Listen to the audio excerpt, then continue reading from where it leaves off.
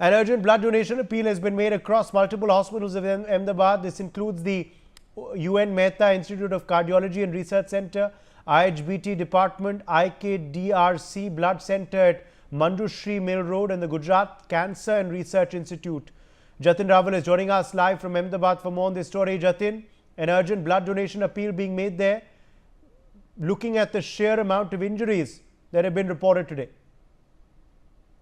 जी देखिए, बिल्कुल आपको बता दूं, आज जो है यहाँ पर जिस तरह से जो प्लेन में जो क्रैश होने की जो दुर्घटना जो हुई थी, उसकी वजह से बहुत सारे लोगों की जान इसमें जो है गई है और उसकी वजह से अर्जेंट में ब्लड डोनेशन कैंप का जो आयोजन जो है यूएन मेहता के द्वारा किया गया था, जिसमें बहुत सारे लोगों ने जो है वो ब्लड जो है वो डोनेट किया था। फिलहाल अगर बात करें तो सभी लोगों की जो घटनास्थल था, यानी कि जहां पर प्लेन जहां पर क्रैश हुआ था, वहां से बहुत सारे मलबे जो है वो हटा दिए गए और अब वहां से जो है वो डेड बॉडी को सभी को निकाल के जो है जो अहमदाबाद का जो सिविल हॉस्पिटल है वहां पर जो है वो लाया जा रहा है।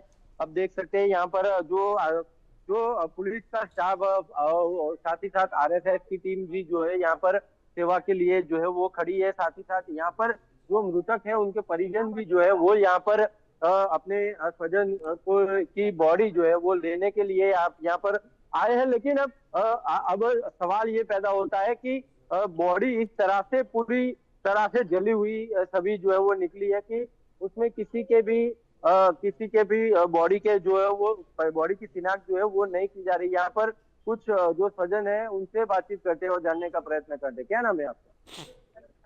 ललिता बहन, आपका कौन था जिसको आप लेने के लिए आए?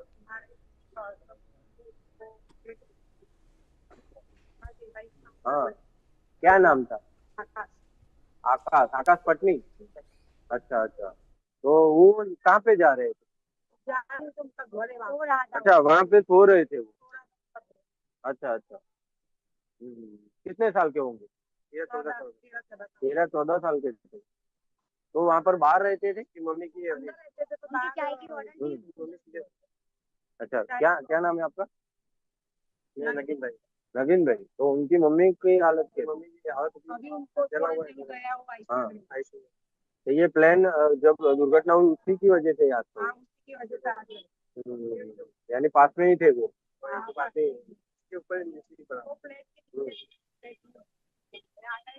यानी कि ऐसे बहुत सारे जो परिजन हैं जो अपने जो स्वजन जो उन्होंने जो गुमा दिए हैं उनकी बॉडी लेने के लिए यहाँ पर जो आए हुए हैं। ऐसे बहुत सारे लोग जो है यहाँ पर देखे भी गए हैं कि जो अपने स्वजन की को यहाँ पर बॉडी लेने के लिए आए। लेकिन अब सवाल जिस तरह मैंने बताया, सवाल ये होता है कि बॉडी की शिनाख्त करनी भी काफी जो है वो मुश्किल हो जाए। उसके लिए डीएनए टेस्टिंग जो है अभी जो है वो कराया जा रहा है। डीएनए टेस्टिंग होने के बाद पता चलेगा कि किसकी बॉडी जो है वो कौन सी थी। अभी फिलहाल सभी लोगों के पीएम करने के लिए यहाँ पर अहमदाबाद सिविल हॉस्पिटल के अंदर जो पीएम सेंटर है वहां पर जो है सभी जितनी भी डेड बॉडियां मिली है उन सभी को फिलहाल जो है वो ले जाया गया। अभी थोड़ी देर पहले यहाँ पर केंद्रीय गृह मंत्री अमित शाह भी यहाँ पर पहुंचे थे और अभी थोड़ी देर में जो केंद्रीय गृह मंत्री है वो उन्होंने शायद एनएक्सी जो कि सर्किट हाउस है यहाँ पर अहमदाबाद का, वहां से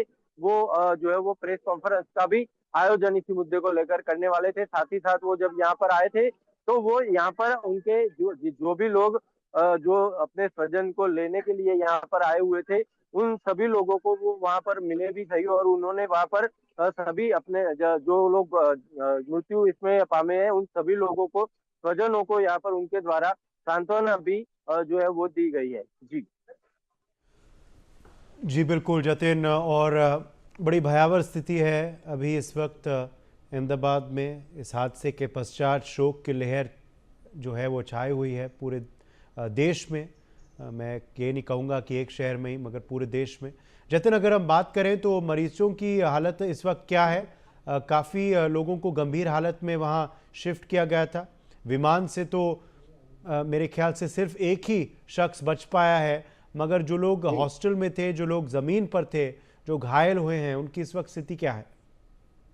जी देखिए, जो लोग घायल हुए थे उसमें से तकरीबन 37 जितने लोगों की हालत जो है वो अभी भी काफी नाजुक जो है वो बताई जा रही है। उनको अभी भी आईसीयू में जो है वो, किसी को आईसीयू में, किसी को वेंटिलेटर पे जो है वो अभी फिलहाल जो है वो रखा गया है। यानी कि कल सुबह तक शायद हो सकता है उनके रिपोर्ट वगैरह हो जाए, उसके बाद पता चल पाएगा कि उनकी स्थिति क्या है। लेकिन काफी भयावह स्थिति, जब हम वहां पर पहुंचे थे घटनास्थल पर, जब पौने दो बजे के आसपास हम वहां पर पहुंचे थे, 1:38 को फ्लाइट ने जो है वो टेक ऑफ किया था। 1:40 को ये हादसा जो है वो हुआ था। लेकिन काफी जो जिन लोगों से हमने, सभी जितने भी लोग जो प्रत्यादर्शी थे, उन सभी लोगों से हमने जो है वो बातचीत की। सभी लोगों ने बताया कि काफी भयावह दृश्य जो था वो उनके सामने था। एक व्यक्ति थे जिनकी, जो गाड़ी लेकर जा रहे थे, उनसे भी हमने बातचीत की थी। उनकी गाड़ी का कांच जो था वो टूटा हुआ था। वो एक्चुअली वहां से साहिबाग जो सिविल के अस्पताल के सामने का जो रास्ता है, जो कि मेघानी नगर में जो आईजीपी जो ग्राउंड है जहां पर प्लेन क्रैश हुआ, वहां से साइड से निकलता है।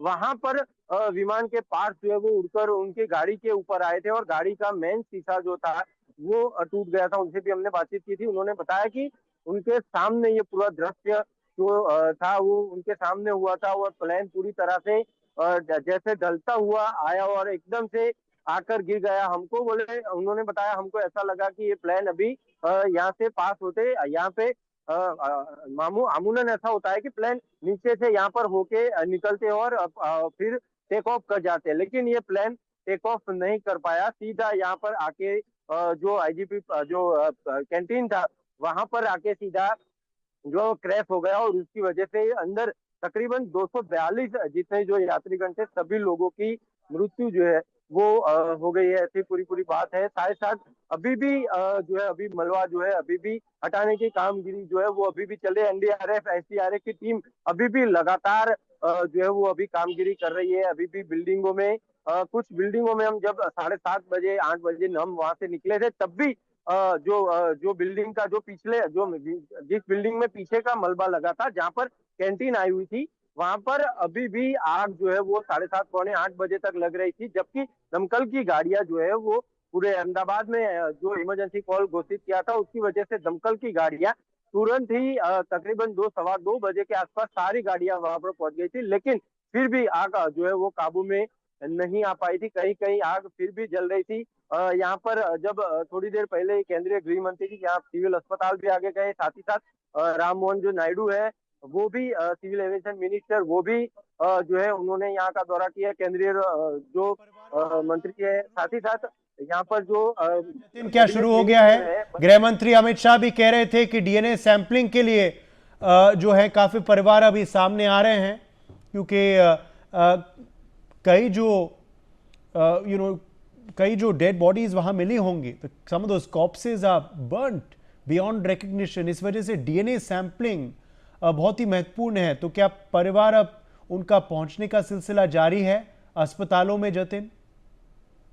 जी देखिए, बिल्कुल परिवार जो है वो यहाँ पर लगातार जो है वो अपने स्वजनों की बॉडी लेने के लिए यहाँ पर आ रहे हैं। लेकिन सभी लोगों को सिविल अस्पताल की तरफ से जांच दी गई, जो है सूचना दी गई है कि जैसे ही डीएनए सैंपल के परिणाम जो है वो आ जाएंगे, उसके पश्चात ही वो उनके स्वजन की बॉडी जो है वो उनको मिल सकती है। क्योंकि जिस तरह से जो जितने भी जो बॉडी जो है वो निकाले गए, किसी भी बॉडी की शिनाख्त होनी जो है वो पॉसिबल नहीं है। ऐसे में किसको किसकी बॉडी दे, उसकी ये